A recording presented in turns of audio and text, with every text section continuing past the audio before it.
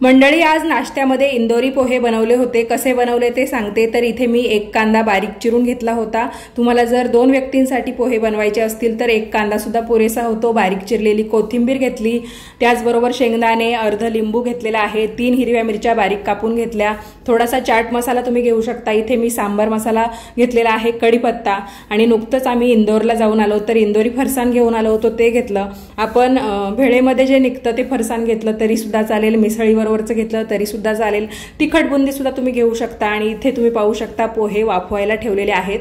तर पोहे एकदा पाण्याने स्वच्छ धुवून घ्यायचे, त्यामध्ये थोडंसं मीठ, साखर आणि थोडीशी हळद मिक्स करून हे पोहे चाळणीवर वाफवायला ठेवायचे। खाली एखाद्या मोठ्या भांड्यात पाणी ठेवायचं आणि त्यावर चाळणी ठेवून पोहे वाफवायला ठेवायचे मीडियम टू लो फ्लेमवर। फुल गॅसवर ठेवले तरी सुद्धा चालेल, काहीच हरकत नाही।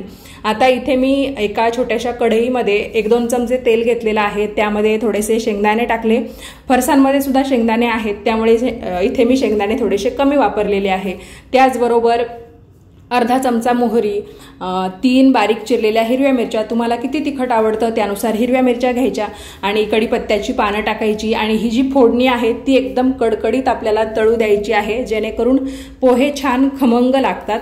तर अशा पद्धतीने ही फोडणी तयार झालेली आहे। आणि जे पोहे आपण वाफवायला ठेवलेले होते ते साधारणतः 15 मिनिटांपर्यंत वाफवायचे, छान मोकळे आणि सुटसुटीत होतात। मग त्याच्यावर ती तळून घेतलेली फोडणी टाकायची, त्यानंतर बारीक चिरलेली कोथिंबीर, आवडीनुसार बारीक चिरलेला कांदा, फरसाण, लिंबू पिळायचं आणि मस्त हे पोहे एन्जॉय करायचे, खूप छान लागतात।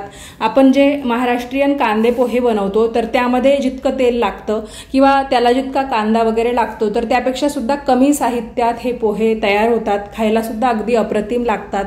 नेहमीचेच कांदे पोहे खाऊन जेव्हा आपण कंटाळतो तर मग पोह्यांचे अदलून बदलून तुम्हाला प्रकार करायचे असतील, आणि जे लोक डाएट करतात किंवा खूप हेल्थ कॉन्शियस आहे त्यांच्यासाठी सुद्धा खूप चांगला पर्याय आहे इंदोरी पोहे।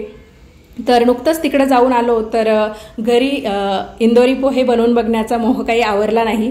आवडीनुसार तुम्ही वरून चाट मसाला किंवा मग थोडासा काहीतरी पावभाजी मसाला, सांबार मसाला यापैकी काहीतरी टाकू शकता, नसेल टाकायचं तरी सुद्धा चालेल, तसेही खूप छान लागतात।